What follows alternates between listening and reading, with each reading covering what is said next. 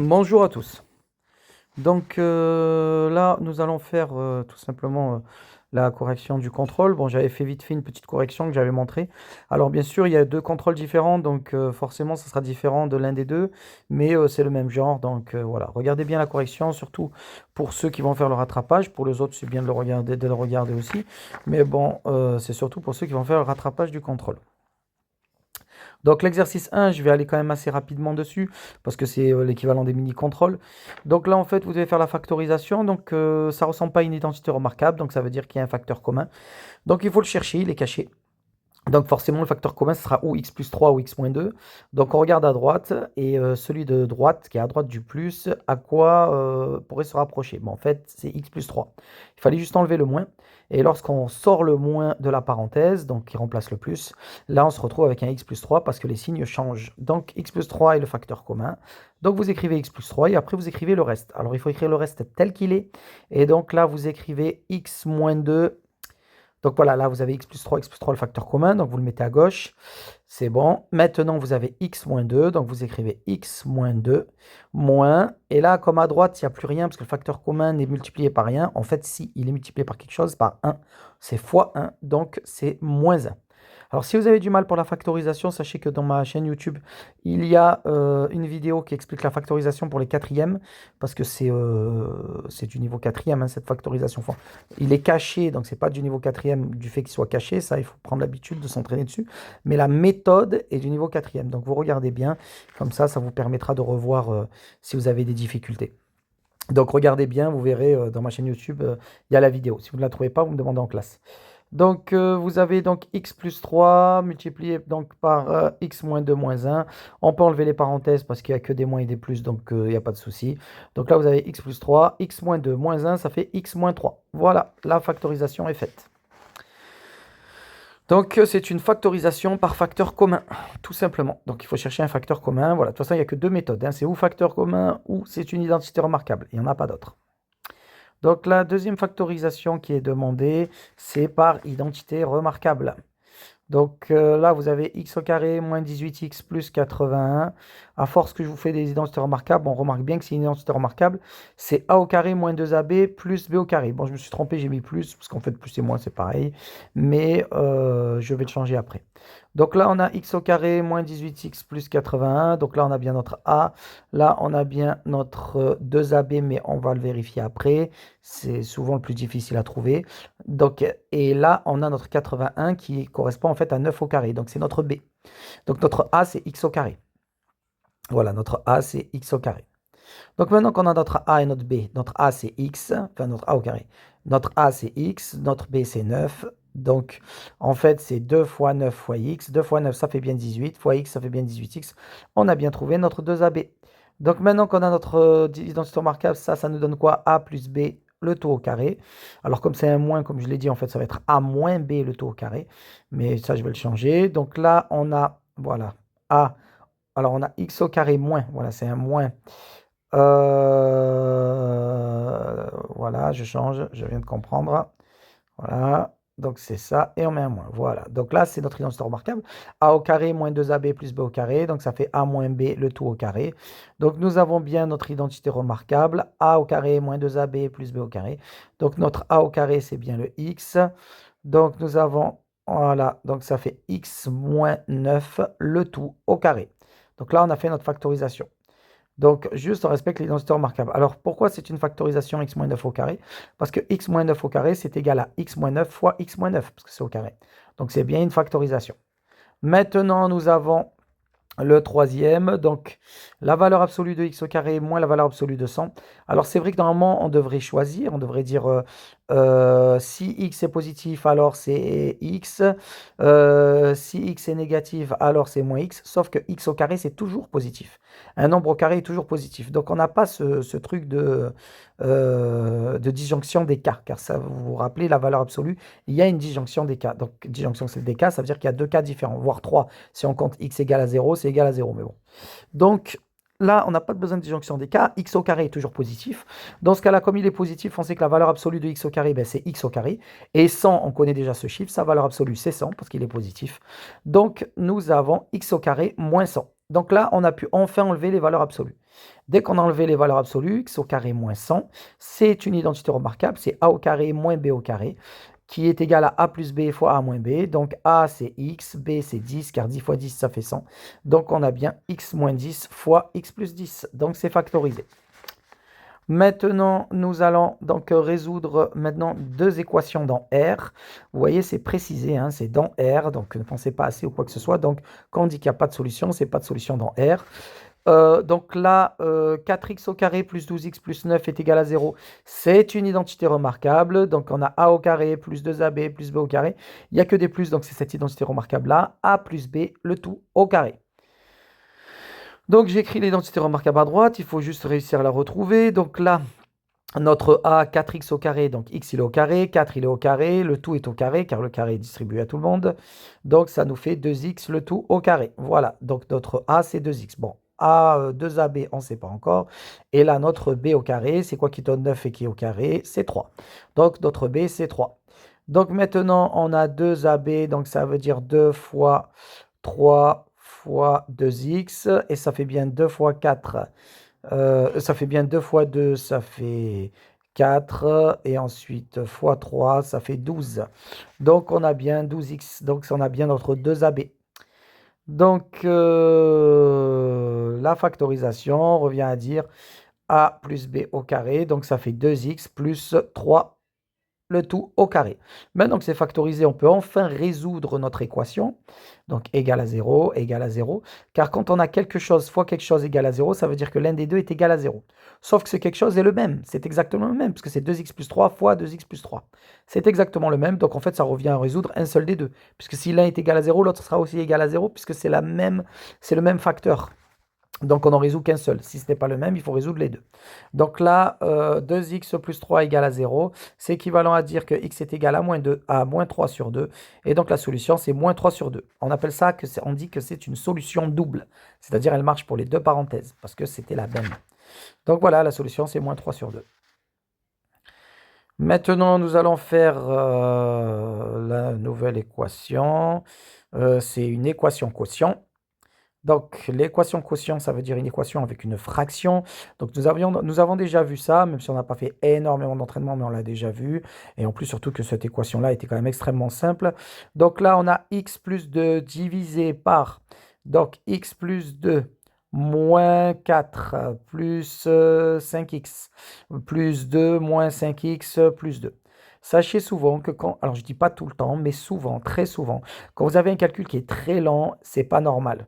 C'est qu'il peut être réduit, ça peut être facilité. Donc d'abord, calculez dans la fraction, vous avez le droit. Donc vous ça fait x plus 2 et on voit un peu ce que ça donne si on calcule les chiffres entre eux.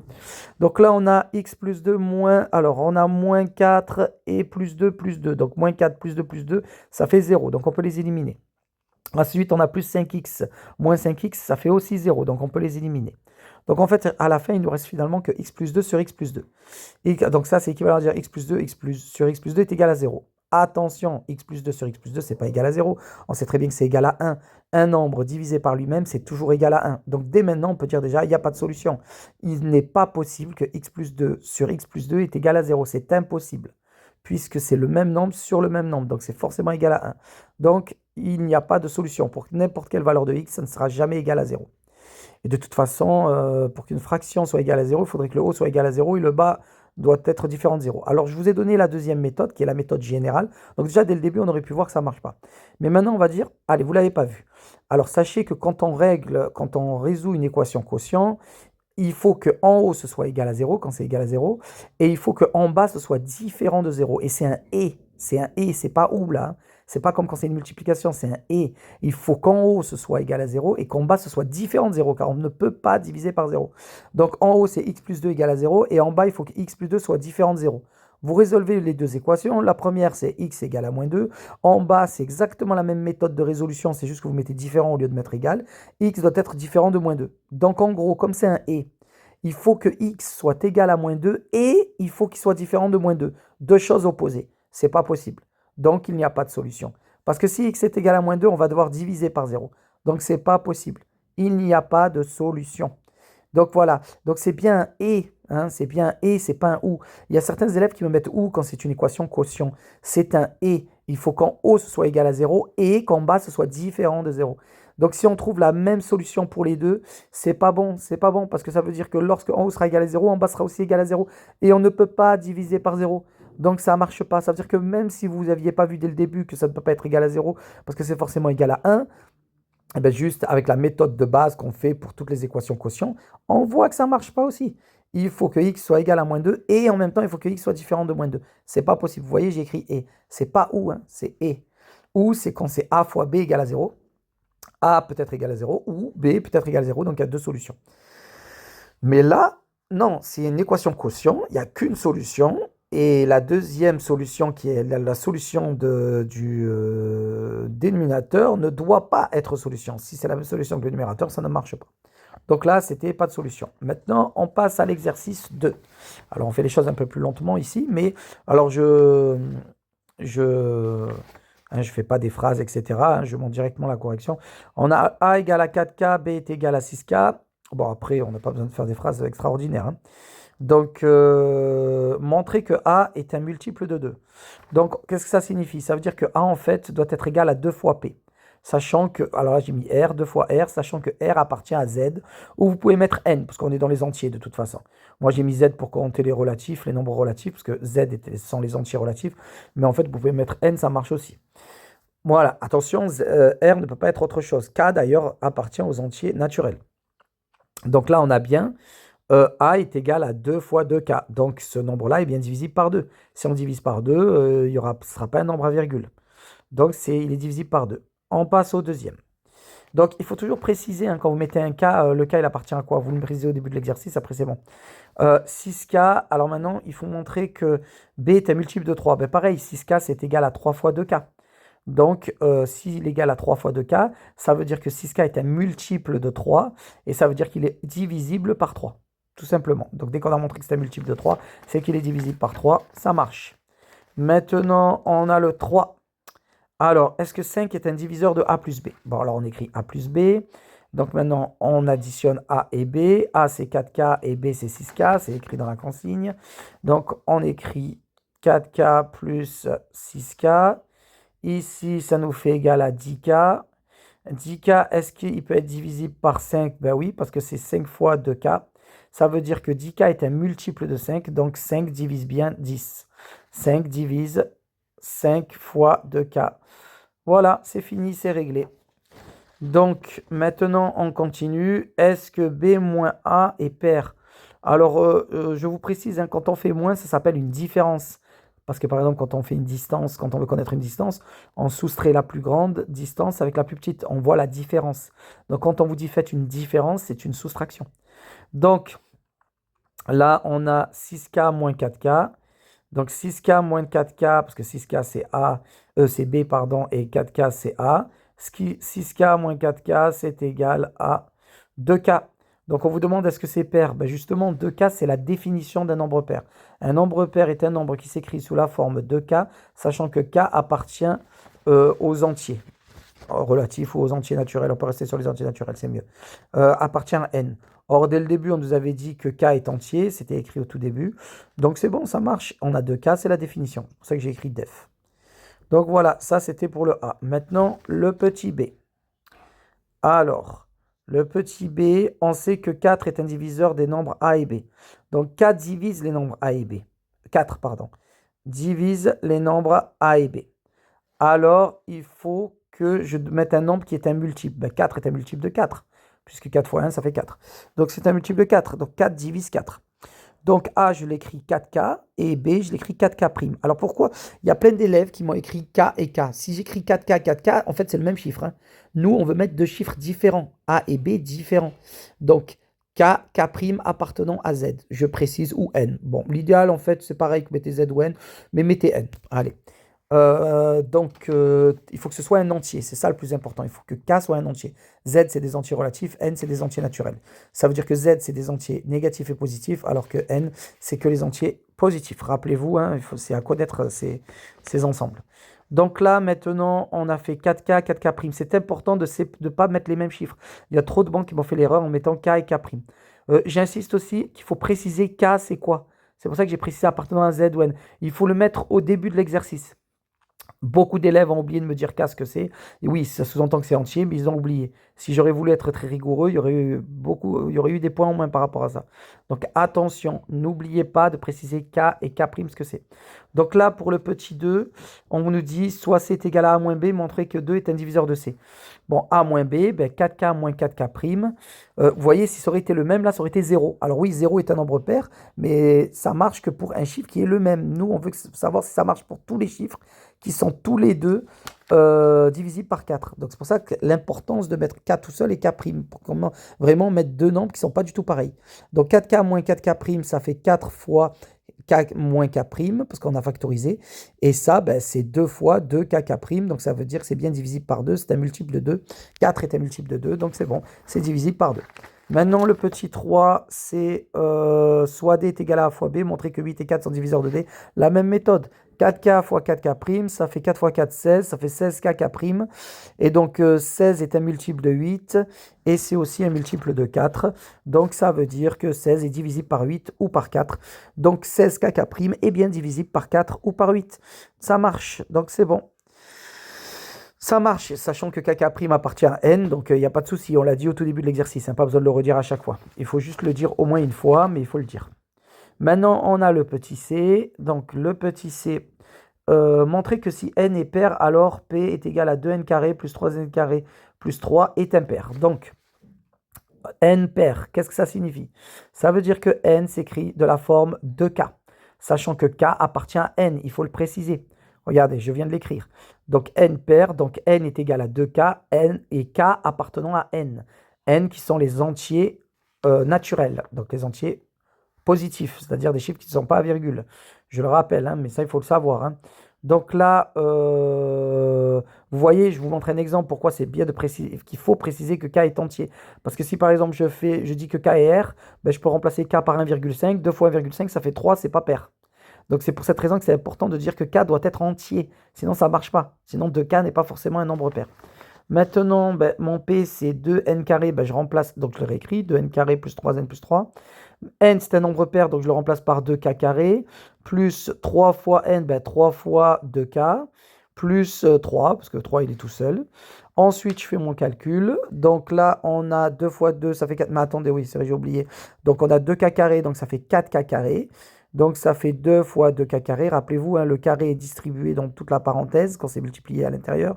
3 fois 2k, ça fait 6k plus 3. Maintenant, 2 fois 4, ça fait bien 8k carré, plus 6k plus 3. Et maintenant, moi, mon but, c'est d'avoir une forme de genre 2p plus 1 pour prouver que c'est impair, parce que c'est ça la définition d'un nombre impair. Donc, je sépare, j'essaie de faire avoir un plus 1 à la fin. Donc, j'ai fait 8k carré plus 6k plus 2 plus 1. J'ai séparé le 3 avec un 2 et un 1. Je factorise par 2, ça fait bien 2 fois 4k carré, ça fait bien 8k. 2 fois 3k, ça fait bien 6k. 2 fois 1, ça fait bien 2. Et après, il y a le plus 1 que j'ai séparé. Donc là, on a bien une forme de 2 fois un nombre entier plus 1. Et donc, c'est bien impair. Alors, comment je sais que c'est un nombre entier? Ben, parce que tout simplement, 4k carré, c'est entier, parce que k, c'est carré, et un nombre entier fois un nombre entier, ça fait un nombre entier. 4k carré, c'est entier. 3k, c'est aussi entier, parce que k est carré, et 3 est entier. Et 1, c'est entier, donc tout ça, c'est totalement entier. Donc, c'est 2 fois un nombre entier plus 1, ça marche. Donc voilà, impair, c'est 2p plus 1, p appartenant à n. Donc mon p, là, c'est le 4k carré plus 3k plus 1. Donc là, on a bien fait, on a bien prouvé que lorsque n est pair, eh ben, le calcul p est égal à 2n carré plus 3n plus 3, c'est bien un nombre impair. À la fin, je lui ai donné la forme de la définition d'un nombre impair, c'est-à-dire 2 fois une parenthèse, un nombre entier, plus 1. C'est pour ça que j'ai séparé à la fin le 3 en 2 plus 1. Alors, maintenant, il y a l'exercice numéro 3. Alors, l'exercice numéro 3, c'est montrer que l'expression suivante est un nombre rationnel. Alors, l'expression suivante, c'est 3 puissance moins 1 fois 3 puissance 2 fois la racine carrée de 5 fois 3 puissance moins 2 fois la racine carrée de 5 fois 2 fois 3 fois la racine carrée de 50. Le tout divisé par 10 fois 5. Alors, comprenez bien que en plus, je vous ai dit d'apprendre vos preuves. Dans les preuves, vous aviez à peu près 5 ou 6 preuves. Vous n'aviez pas un calcul comme ça. Donc forcément, c'est que ce calcul, il doit se réduire, c'est obligé. appartenant à un rationnel, hein, c'est ça que j'ai écrit. Est-ce qu'il appartient à un rationnel? Est-ce que c'est un nombre rationnel? Rappelons que Q est le nombre qui précise, enfin, est la lettre qui indique l'ensemble des rationnels. Q comme quotient. Pourquoi? Parce que quotient comme division, comme fraction. Qu'est-ce qu'un nombre rationnel? Je le rappelle. Un nombre rationnel est un nombre qui s'écrit de la forme A sur B, sachant que A et B appartiennent à Z, donc c'est-à-dire aux entiers relatifs, c'est pas des chiffres à virgule, et que A sur B est irréductible, c'est une fraction irréductible. Voilà.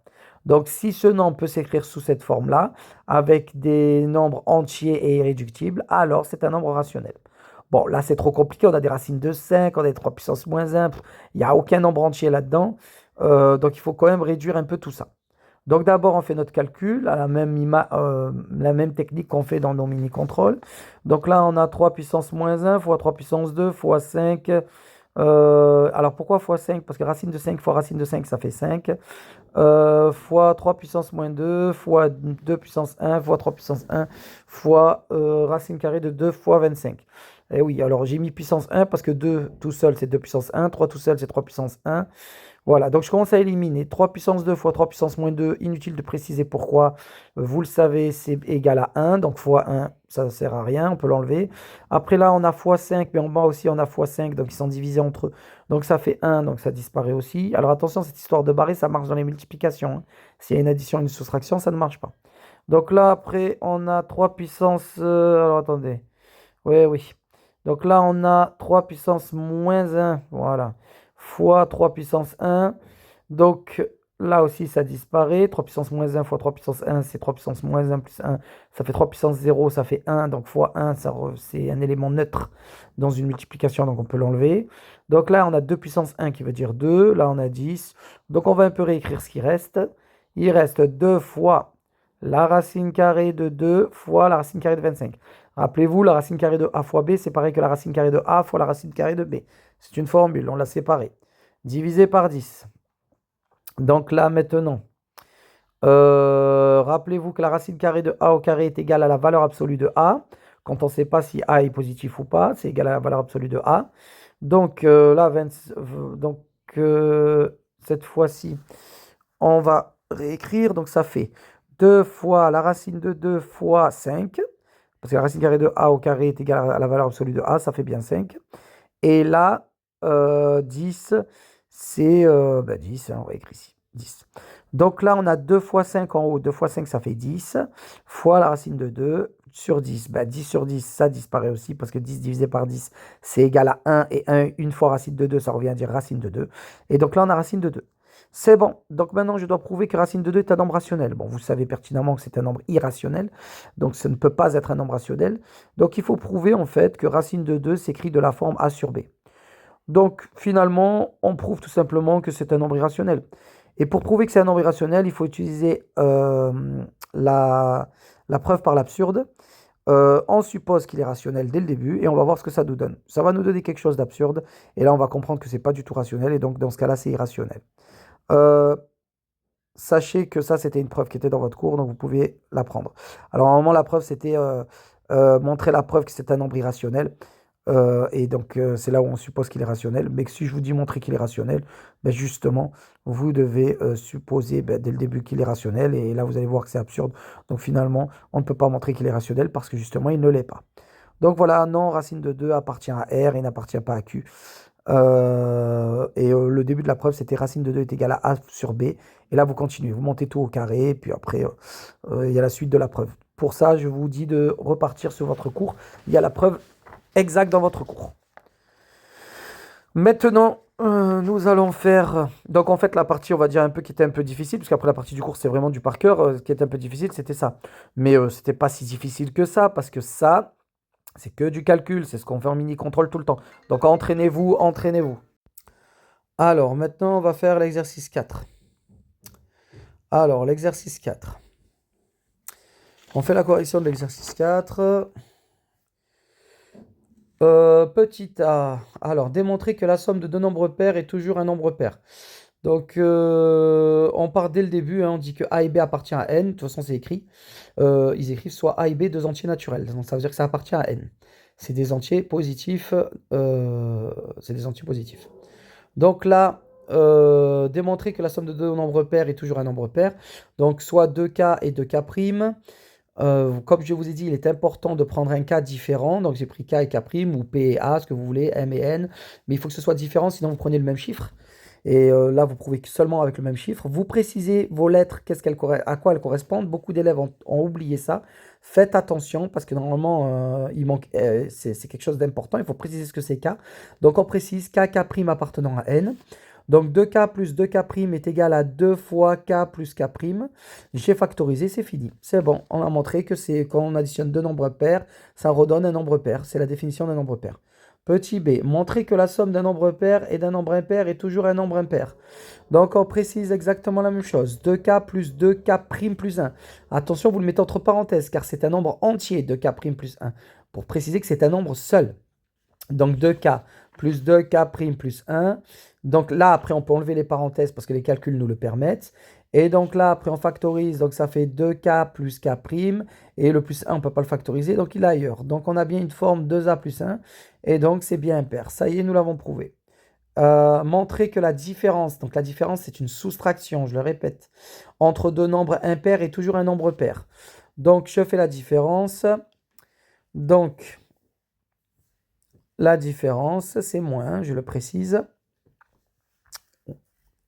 Donc, entre deux nombres impairs. Donc, je prends deux nombres impairs, 2K plus 1 moins 2K' plus 1. Alors, je n'ai pas précisé pour KK' à chaque fois ce que c'est, parce que je l'ai précisé au début de l'exercice. KK' appartiennent à N. Mais il faut toujours le préciser quelque part. Alors, rappelez-vous, il faut qu'il soit toujours entre parenthèses, parce que là, par exemple, sinon, tout est faux. Il faut que ce soit entre parenthèses. On soustrait un nombre entier totalement. Donc le nombre entier, c'est pas que 2K', c'est 2K' plus 1. Donc c'est 2K plus 1 moins 2K' plus 1. Ça fait 2K plus 1 moins 2K' moins 1. Parce que quand on enlève les parenthèses avec un moins devant, on change les signes. Et donc là, ça fait 2K moins K'. Et 1 moins 1, ça fait 0. Donc on retombe bien sur un nombre pair. C'est deux fois un nombre entier. Donc c'est bien pair. Voilà, KK', etc. Donc ça tombe bien sur un nombre pair. Donc oui, ça marche. Et ceux qui ont pris le même cas, ils se retrouvent avec 0. Alors oui, 0 est un nombre pair. Mais voilà, c'est un cas particulier. Vous avez écrit un nombre moins lui-même. Bah oui, ça donne un nombre pair. Mais c'est pas bon. C'est pour ça. Il ne faut pas faire... D'où l'importance de faire un cas différent. Bon, dans le D. Alors le petit D, c'est montrer que la somme de 4 entiers consécutifs est toujours paire. Donc c'est K plus 1 plus K plus 2 plus K plus 3. Toujours entre parenthèses, parce que c'est des nombres entiers chacun d'entre eux. Donc ensuite, on fait le calcul. Attention, il y a des élèves qui m'ont écrit K plus 2K plus 3K. C'est pas des nombres à la suite, ça. K, par exemple, si c'est 5, plus 2K, c'est 10. 5 et 10 ne sont pas des nombres à la suite. C'est quand on additionne plus 1. Donc ne mettez pas K plus 2K plus 3K. C'est pas du tout des nombres à la suite, ça. K plus 1 plus K plus 2 plus K plus 3. Donc là, on les additionne. Ça fait... Donc là, on peut enlever les parenthèses parce qu'il n'y a que des plus. Donc ça fait 4K en tout, plus 6, parce qu'à la fin, ça fait 1 plus 2 plus 3. Et donc après, on factorise et on a bien 2 fois 2K plus 3. Donc là, on vient de prouver qu'on a 4 nombres consécutifs et que quand on les additionne, ça donne un nombre pair. Là, pour le coup, on peut garder le même cas. Enfin, même on doit le garder parce qu'on parle des nombres consécutifs. Donc on commence avec un nombre au début. Après, on lui rajoute 1, c'est le nombre d'après. On lui rajoute encore 1, c'est le nombre d'après. On lui rajoute un nombre... non, encore 1, c'est encore le nombre d'après. Donc on part bien du même nombre. Donc c'est pour cette raison que là, on garde le même cas. Donc il faut bien comprendre quand on doit changer de cas et quand on doit garder le même cas. Ça, il faut bien comprendre. Alors là, j'ai mis un exemple pour chacun d'entre eux. C'était la dernière question. Donc voilà, un exemple pour chacun d'entre eux. Le premier, pair plus pair, 2 plus 4, ça fait 6. Pair plus impair, ça doit toujours faire un pair. 3 plus 2, ça fait 5. La différence entre deux nombres impairs, ça fait toujours un nombre pair. Par exemple, 3 moins 2. Et ensuite, la dernière, on additionne 4 chiffres consécutifs. J'écris 2 plus 3 plus 4 plus 5. Ça donne bien un nombre pair, comme nous l'avons prouvé. Voilà. Donc là, c'était juste montrer un exemple, c'était un point cadeau. Montrer un exemple pour chaque question précédente pour voir si vous avez bien compris ce que vous êtes en train de prouver. Voilà. Donc là, on a fini totalement le contrôle. Il faut faire très attention quand vous mettez une nouvelle variable. C'est un peu comme en informatique. Il faut préciser ce que c'est. Donc, j'ai pas été rigoureux sur cette partie de la notation. Si vous ne me précisiez pas ce que c'était K et K', bon, je comprenais que vous saviez ce que c'était, mais je préfère, enfin, c'est pas je préfère, normalement, vous devez, donc pour ceux qui font le rattrapage, vous devez le faire, vous devez préciser que K ou K' ou la lettre que vous mettez, à qui elle appartient. Elle appartient à quel ensemble. Et donc, c'est l'ensemble des entiers naturels. Ou des entiers relatifs, mais vous pouvez mettre entiers naturels. Il faut le préciser. Sinon, ça ne marche pas. Donc là, j'explique vite fait le bonus, mais vraiment vite fait, hein. Ça, c'était juste l'exercice bonus qui était quand même très très compliqué, mais je l'explique. Alors, sigma de k égale à 1 jusqu'à n, ça veut dire en fait 1 plus 2 plus 3 plus 4 plus 5 jusqu'à n. Voilà ce que ça signifie. Ça veut dire qu'il prend chaque fois la valeur au-dessus et qu'il s'additionne jusqu'à arriver à la valeur finale qu'on a écrit n là, donc c'est n. Si on aurait écrit 100, ça serait allé jusqu'à 100. Donc, moi, ce que je veux savoir, c'est que bah, c'est difficile parce y a-t-il une formule qui nous montre plus rapidement ce que ça veut dire? Parce que si on va jusqu'à un milliard, il faudrait faire 1 plus 2 plus 3 plus 4 et taper ça à la calculette jusqu'à un milliard, c'est compliqué. Bah, en fait, c'est même impossible. Donc, il faut trouver une solution. Donc, la formule, elle est très simple. En réalité, enfin, elle est très simple dès qu'on la connaît, hein. Donc, la technique, on fait A plus A. Donc, on additionne deux éléments comme ça. Donc, c'est 1 plus 2 plus 3 plus 4 jusqu'à n. On additionne encore 1 plus 2 plus 3 plus 4 jusqu'à n, mais à l'envers. C'est-à-dire, on fait n plus n moins 1 plus n moins 2 jusqu'à 1. Donc, quand on les additionne un par un, on voit que, par exemple, le premier, c'est 1 plus n, ça fait 1 plus n. Donc, ça fait n plus 1. N moins 1 plus 2, ça fait quoi? N moins 1 plus 2, ben, quand on regarde bien, moins 1 plus 2, ça fait 1. Donc ça fait encore n plus 1. Voilà, on trouve encore n plus 1.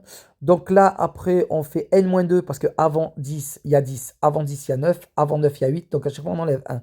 Donc là, on a enlevé 1, n moins 1. Maintenant, on enlève n moins 2. Donc là, on va faire 3 plus n moins 2.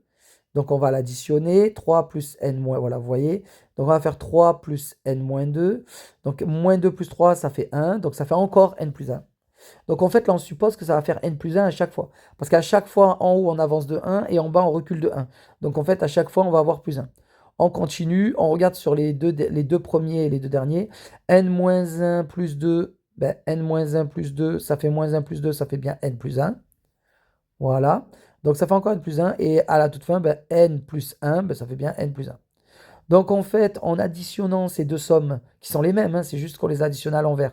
L'autre, on l'additionnait à partir de la fin et l'autre, on l'additionnait à partir du début. On a toujours n plus 1, n plus 1, n plus 1. Mais ce n plus 1, et c'est égal à 2a, parce que a plus a, ça fait 2. 2a. Donc, il y en a combien en tout de n plus 1? Ben, finalement, en tout de n plus 1, il y en a n fois. Il y en a n fois parce que on additionne le chiffre 1 à n, le chiffre 2 à n-1, le chiffre 3 à n-1, et tout ça jusqu'à n. Et comme c'est exactement le même nombre des deux côtés, donc c'est n fois. Parce qu'en fait, il y a n fois. On a fait 1, plus 2, plus 3, jusqu'à n. Donc il y a n chiffres. Donc finalement, c'est n fois n plus 1. Donc on les additionne 1 à 1. Donc ça fait n fois n plus 1. Et ensuite, sauf que ça, c'est 2a, mais nous, on veut que a. Donc là, on fait la technique des équations. Donc c'est a est égal à n fois n plus 1 divisé par 2. Voilà la formule. Donc là, cette fois-ci, si on faisait 1 plus 2 plus 3 jusqu'à 1 milliard, il y a juste à remplacer n par 1 milliard et vous tomberez exactement sur le nombre exact en 5 secondes, enfin en 10 secondes, le temps de l'écrire. Donc la formule, c'est ça. À savoir que cette formule, il faut la connaître en terminale, je crois. Donc c'est la formule d'une somme. Et donc cette formule, c'est n fois n plus 1 plus sur 2. Donc c'est la preuve de la formule. Le mathématicien qui l'a trouvé dans la légende, on raconte qu'il l'a trouvé quand il a eu 8-9 ans, quand il était petit, et qu'il a trouvé la formule tout seul, quand il n'était encore qu'en primaire, quoi. Dans tous les cas, voilà la preuve. Si vous n'avez pas compris, vous pouvez le revoir la vidéo. Sinon, de toute façon, sur Internet, vous écrivez juste preuve de la somme de k. Vous écrivez preuve de la somme de k et vous avez plusieurs fois où on vous l'explique doucement, tranquillement. Enfin voilà, c'est une preuve qui est très très connue. Voilà, donc là on a fait la correction totale du contrôle. Regardez bien ce contrôle, ça vous servira à faire votre contrôle de rattrapage ou votre contrôle sur l'arithmétique en général, niveau seconde. Terminé.